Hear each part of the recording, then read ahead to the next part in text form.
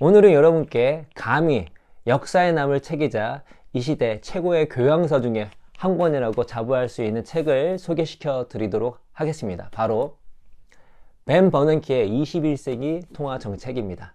개인적으로 우리 출판사에서 이 벤 버넌키의 이 역작을 낼 수 있다는 점을 매우 영광스럽게 생각하고요.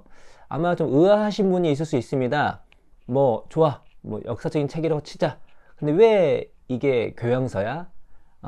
경제책인데. 교양이라고 하는 것은 문화에 대한 폭넓은 지식을 이야기합니다. 그래서 우리가 문화에 대해서 양적으로나 질적으로 많은 지식, 깊은 지식을 갖고 있으면 이 사람 교양이 있다, 교양이 깊다, 교양이 풍부하다 얘기할 수가 있는 것이죠. 그럼 문화라는 것은 무엇이죠? 문화라고 하는 것은 우리 사회 구성원들이 갖고 있는 행동 양식이나 생활 양식을 얘기합니다. 영향을 주는 것들이 우리의 언어, 종교, 예술 이런 것들이 있을 수 있겠죠. 그래서 이런 문화적 지식을 담은 교양책이라고 한다면 문학책이나 인문학책이나 예술, 종교 관련 책, 언어에 관련 책, 이러한 책들을 얘기를 많이 하는데 맞습니다. 그런데 문화라는 것이 우리 구성원들의 생활 양식, 행동 양식이잖아요. 이 양식에 크게 영향을 주는 것들이 많이 있는데 우리가 많이 간과하는 것 중에 하나가 무엇이냐면 우리가 자본주의에 살고 있다는 것을 간과하는 경우가 많이 있습니다. 자본주의가 뭐죠? 자본이 지배하는 경제 체제예요. 이 자본주의가 우리의 삶에, 우리 행동에 어마어마한 영향을 미치고 있다는 것이죠. 그렇다면 우리의 문화를 제대로 이해하기 위해서는, 우리의 행동 양식과 생활 양식을 제대로 이해하기 위해서는 무엇이 필요하다? 경제에 대한 지식이 필요하다. 자본주의? 자본? 돈에 대한 지식이 필요합니다. 단순히 돈을 벌자, 많이 벌자 라는 그 의미에서 우리가 자본, 돈의 흐름을 알아야 되는 것이 아니라, 물론 당연히 우리가 돈의 흐름을 알면 돈을 벌 확률이 높아지겠죠. 그러나 우리가 이 돈에 대한 지식, 이 자본에 대한 지식, 이 돈의 흐름이 이 세계 경제 안에서, 우리 국내 경제 안에서 어떻게 흘러가고, 그러한 것들이, 그러한 자본이 우리 사회 곳곳에 어떻게 영향을 미치고 있는지, 그러한 돈의 힘이 우리의 생활과 우리 삶에 어떻게 영향을 미치고 있는지를 알고 있는 것이 문화의 지식을 많이 알고 있는 것이다. 이것이 곧 교양이다, 이 말씀입니다. 그래서 여러분께서 폭넓은 교양, 깊은 교양을 쌓고 싶으시다면 우리가 자본주의에 살고 있기 때문에 자본에 대해서 잘 알아야 되는데, 우리 자본에 대해서 알 게 너무 많이 있잖아요. 그러나 이 자본, 돈, 그리고 이 자본의 흐름에 가장 큰 영향을 미치는 것이 하나가 있습니다. 그것이 바로 금리입니다. 금리. 여러분께서 금리에 대한 이해가 깊으시잖아요. 돈의 흐름에 대한 깊은 인사이트를 얻을 수가 있고요. 그 금리의 핵심이 어디가 있냐? 바로 미국 연준의 기준금리입니다. 여러분께서 재테크를 한다, 투자를 한다고 한다면 미 연준의 기준금리에 대해서는 무조건 잘 알고 있어야 할 뿐만 아니라, 특히 그 연준이 지금 역사 속에서 어떻게 해왔고 그 금리를 어떤 메커니즘으로 결정하고 있으며, 그것이 경제에, 이 세계 경제에 더 나아가서 지금 이 시대를 살고 있는 대한민국에 살고 있는 우리들에게 어떤 방식으로, 어떤 맥락으로, 역사 속에서 어떤 메커니즘으로 영향을 미치고 있는지 알 필요가 있다는 것입니다. 그러니까 미 연준, 그리고 그 미 연준이 결정하는 기준금리, 또 그들이 결정하는 이 통화정책, 그 영향력이 어마어마하기 때문에 경제 뉴스 탑뿐만 아니라 우리가 일반 뉴스, 종합 뉴스에서도 탑을 이루는 경우가 많고, 특히나 이 경제 상황이 평범할 땐 상관없는데 정말로 위기 속에 있었을 때 모든 뉴스의 탑은 미 연준이, 미 중앙은행이 기준금리를 어떻게 바꿀 것이며 어떤 정책을 언제, 어떤 방식으로 펼칠 것인가 아는 내용이 될 수밖에 없다는 것입니다. 그런 의미에서 이 자본주의의 핵심을 배울 수 있는 책이 바로 벤 버넌키의 21세기 통화 정책입니다. 이 시대의 진정한 교양서죠. 자, 오늘 소개할 벤 버넌키의 21세기 통화 정책이 왜 역대급 책이냐, 왜 역사적인 책이냐, 그 이유는 이 책을 쓴 저자가 살아있는 역사적 인물, 역대급 인물이기 때문입니다. 이 역대급 인물이 가장 잘 쓸 수 있는 주제를 이 벤 버넌키가 자신의 모든 경험과 모든 지식을 총동원해서 집대성한 책이 바로 벤 버냉키의 21세기 통화 정책이고요. 뭐 미래는 알 수 없지만 이 책은 아마 뭐 경제학과에서는 그냥 대표적인 교과서가 될 확률이 높고, 이게 21세기 통화 정책은 이제 과거 역사적 이야기가 많이 나오지만 현재와 미래에 대해서 얘기를 하고 있습니다. 그러니까 앞으로의 미 연준의 행보를 정말 우리가 많이 예측할 수 있고 이해할 수 있는 그런 책이 바로 21세기 통화 정책입니다. 그래서 홍 박사님도 이 책 감수도 하셨고 이 책을 인생책이라고 말씀해 주셨는데, 뭐라고 말씀하셨냐면 괜히 이 책을 쓰고 나서 노벨상을 받은 게 아니다. 벤 버냉키가 이 책 저자인 그 말씀까지 했습니다.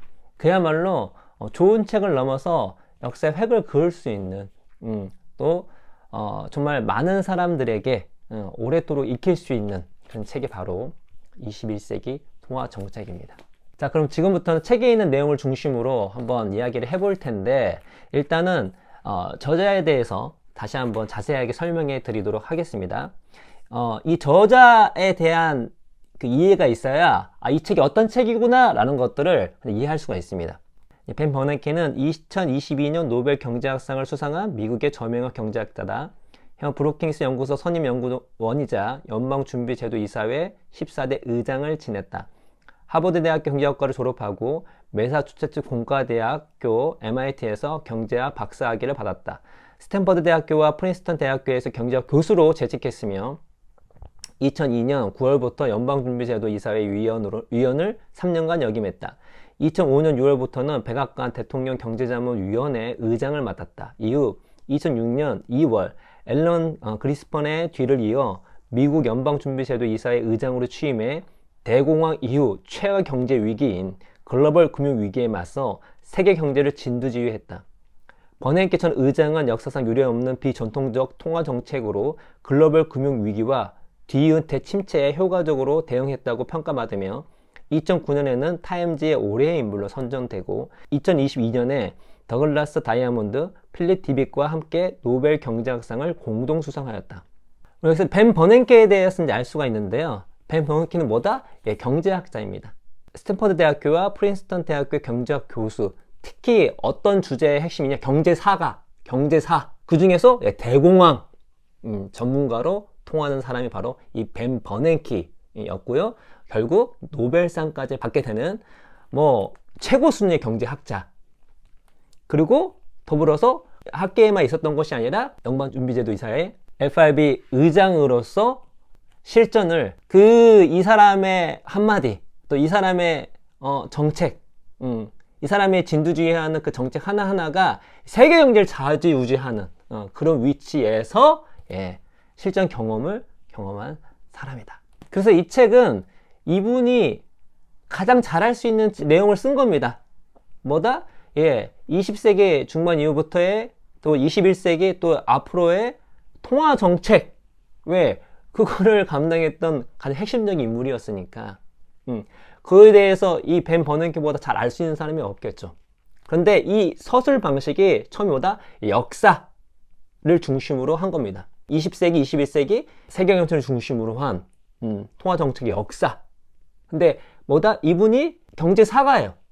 역사가 전문입니다. 그런데 이런 경제책을 읽을 때마다 조금 불안한 게 뭐냐면, 이 경제라고 하는 것은 물리학이나 이런 과학하고 좀 다르기 때문에 어떤 해석의 여지가 훨씬 더 큽니다. 자연과학이 아니에요. 이 사회과학은 해석의 여지가 커서 정말 우리가 잘못된 방향으로 잘못된 지식을 배우는 경우가 많은데, 우리는 이 책을 읽으면서 그럴 걱정을 할 이유가 없죠. 물론 벤 버냉키가 완전 무견한 사람은 아니죠. 근데 상대적으로 이 경제학 지식 또 어떤 상황에서의 통찰을 얘기할 때 이 사람보다 더 뛰어난 사람이 몇 명이나 있을까요? 이 사람보다 잘 판단하고 이해할 수 있는 몇 명이나 있을까요? 단순히 학계에서도 최고 수준의 지식인이었지만 뭐죠? FRB 의장으로 실전을 경험했던 사람이에요. 지식을 이루는 모든 것들을 직접 공부하고 경험했던 그런 사람이 이야기해주는 내용이기 때문에 우리는 걱정을 하지 않고 이 책을 볼 수가 있는 것입니다. 그래서 책의 내용을 좀 이제 보면은 이 책의 목적은 미국 통화정책을 책임지는 연방준비제도 이사회가 어떤 과정을 거쳐 오늘에 이르렀고 그동안 맞이했던 수많은 도전에서 무엇을 배웠으며 미래에는 어떤 모습으로 발전하게 될지를 독자 여러분이 이해할 수 있게 돕는 것이다. 물론 나는 내가 가장 잘 아는 연준에 초점을 맞춰 설명하겠지만 같은 종류의 어려움을 겪으며 중요한 혁신을 일으켜온 다른 나라 중앙은행의 경험도 아울러 다룰 것이다. 이 책은 나와 같은 길을 걷는 경제학자와 그들의 제자들에게도 도움이 되길 바라지만 경제정책과 금융, 중앙은행에 관심이 있는 모든 이들이 쉽게 이해할 수 있게 쓰려고 노력했다. 이 책은 주로 역사라는 렌즈를 통해서 오늘날의 그리고 미래의 연준을 들여다본다. 이게 바로 내가 본 주제를 다루는 방식이며 연준이 오늘에 이르기까지 발전시켜온 수단과 전략, 의사소통 방식을 온전히 이해하기 위해 이보다 나은 방법을 나는 알지 못한다. 이런 내용이 담겼는데 이거는 내가 가장 잘 아는 거고, 그리고 역사를 통해서 이야기하는 것은 또 이 사람이 가장 잘 하는 거지만 이 방식으로 볼 때 우리가 제대로 보고 공부할 수 있다 라고 얘기하고 있는 것이고, 나름대로 이 책을 쓴 포부를 바뀌었어요. 경제정책과 금융중앙은행에 관심 있는 모든 이들이 쉽게 이해할 수 있게 쓰려고 노력했다. 예. 여러분 이 책이 딱 보면 어려울 것 같잖아요. 생각보다 쉽습니다. 물론 우리 경제학적 지식이 좀 부족해서 이해하지 못한 부분이 분명히 있을 수밖에 없어요. 근데 그거는 많은 사람이, 이거는 책을 많이 읽은 사람도 이 내용이 많은 내용을 다루기 때문에 경제에서 모든 걸 다 알 수는 없잖아요. 그런데 이거를 정말 최대한 독자들이, 일반 독자들이 이해할 수 있게끔 이 벤 버냉키 이분이 아주 쉽게 풀었습니다. 그래서 어떤 개념 같은 경우도 그냥 툭 치고 넘어가는 것이 아니라 그걸 좀 풀어서 설명해줘요.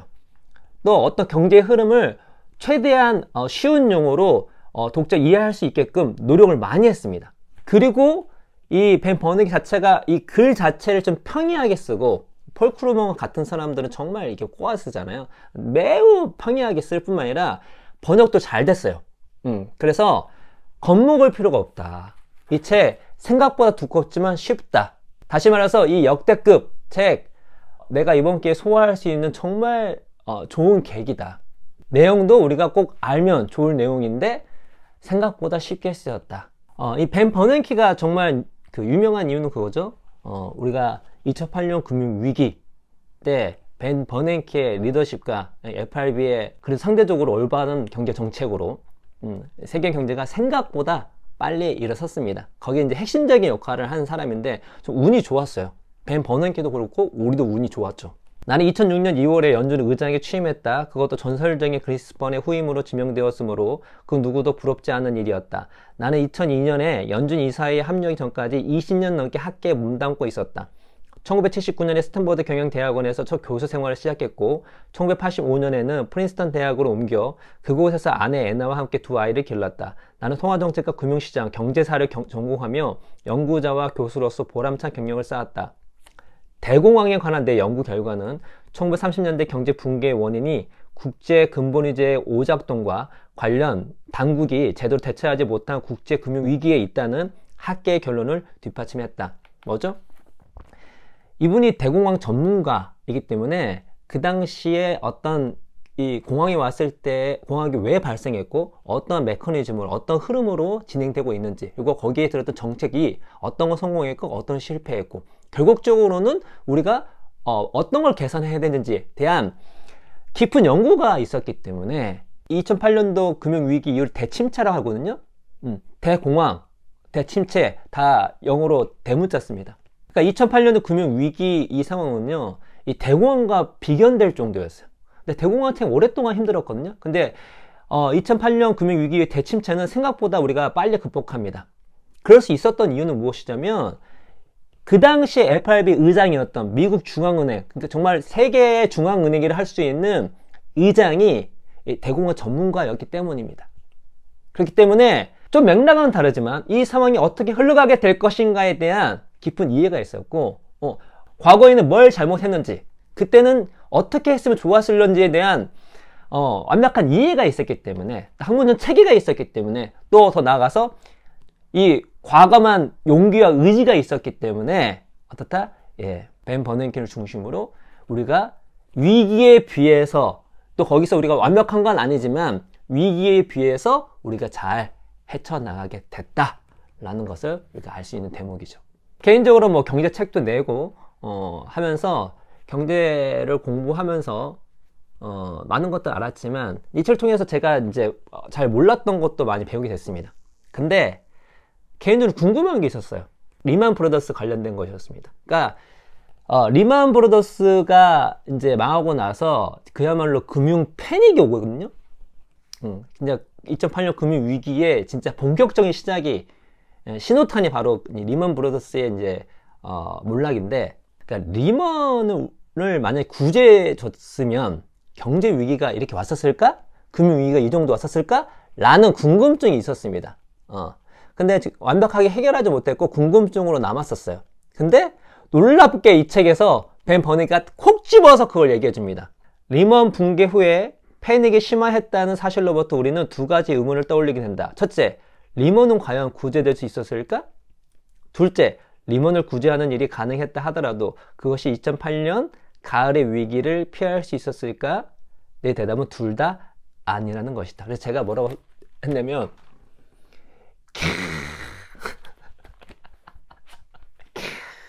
그래서 왜 나는 둘 다 아니라고 하는지를 쭉 풀었습니다. 그래서 제가 읽으면서 끄떡일 수밖에 없습니다. 누가 말씀하시는데. 그래서 제가 정말 나름대로 이 공부하면서 평생 가졌던 어떤 의문 중에 하나를 해결해 준 책이 바로 이 책이고, 이 사람이 얼마나 대단한 사람이냐면 이 사람의 어떤 이 의사결정의 과감성, 원래 되게 신중한 사람이거든요. 근데 위기 때 이 과감성, 그러니까 자신이 공부했던 걸 바탕으로 정말 용기 있게 진행하는 과감성이 어마어마했다는 걸 이 책을 통해서 알 수 있었습니다. 읽어드릴게요. 이에 따라 연준은 2008년 말부터 새롭고 실험적인 통화정책 수단을 모색했다. 나는 프린스턴 대학 경제학과에서 학과장을 맡았던 시절에도 숙고와 합의를 중시했으므로 연준에서도 같은 방식을 유지하려고 노력해온 편이었다. 그러나 시장이 혼란에 빠지고 모든 경제 지표가 바닥을 가리키는 상황에 그런 태도를 계속 고집할 수만은 없었다. 2008년 11월 25일 FOMC 정기회의 중간이었고 위원회의 공식 승인도 없었다. 연방준비제도는 나의 지시에 따라 대규모 장기증권 매입에 관한 새로운 조치를 발표했다. 여기서 장기증권이랑 멀렁 나오는 거야. 양적 완화를 하는 겁니다. 그 다음에 뭐가 나왔냐면 MBS 프로그램 발표가 바람직한 효과로 이어지지만 한편으로는 중요한 질문이 제기되기도 했다. 그것은 바로 결정 권한이 누구에게 있는가 하는 질문이었다. GSE 증권 매입을 승인한 것은 위원회가 아니라 의장인 나였다. 이 말은 뭐냐면 어떤 그 당시에 뭐 완벽한 법적인 어떤 그런 거 없었지만 관례라는 게 있었거든요. 근데 이걸 과감히 깨고 본인이 이 위기를 대처하기 위해서 약간은 독단적으로 결정한 상황이 있었다는 것입니다. 왜요? 지금 위기가 워낙 크기 때문에 이 경제 위기는요 속도전입니다. 얼마나 빨리 이 경제 그 패닉을 맞냐. 특히 이 경제 위기 전에 금융 위기 오잖아요. 금융 위기의 핵심은 신용의 붕괴입니다. 이 신용이 붕괴되는 것을 빠르게 막아야 돼요. 근데 그걸 좀 시기를 놓치잖아요. 그러면 걷잡을 수 없이 악순환이 빠지는 겁니다. 그러면은 나중에 좀 지나서 돌이키려고 하면 쉽지가 않아요. 그게 일본이죠. 일본이 그렇습니다. 이런 걸 잘 알고 있었기 때문에 뭐다?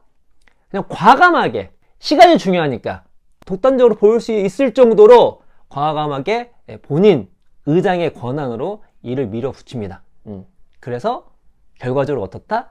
세계 경제는 더 아플 수 있는 거를 덜 아프게 됐다. 그래서 이 신중에 있던 사람이 그러나 이 사안의 중요성을 너무나 알고 있고 내가 갖고 있는 위치와 나의 그 권한을 정확하게 이해하고 있었기 때문에 이렇게 역사적인 선택을 할 수가 있었고, 이 역사적 선택이 바로 이 벤 버냉킨을 역사적 인물로 만들게 한 계기가 되었습니다. 그런데 이 책을 보면은 정말 반성도 많이 합니다. 그러면은 자산 매입의 장점과 위험을 이미 다 알게 된 지금 생각해보면 나는 확실히 너무 소심했다는 것을 깨닫게 된다. 경기 회복은 항상 우리 예측보다 훨씬 늦었다. 이 보면은 벤 버냉킨만큼 잘하는 사람이 없는데 정말 많은 부분에서 이땐 이렇게 했었어야 되는데 이땐 저렇게 했었어야 되는데 라는 철저한 자기만성. 근데 이 자기만성이 왜 중요하냐? 이 FRB에 있는 그 뭐 의장부터 멤버들이 얼마나 뛰어난 사람입니까? 그런데 경제는 복잡게 해요. 복잡게는 예측할 수가 없습니다. 그 예측할 수 없는 것들을 대응해서 제일 전선에서 싸우는 사람이 이 FRB, 이 의장과 이 사람들인데, 뭐다?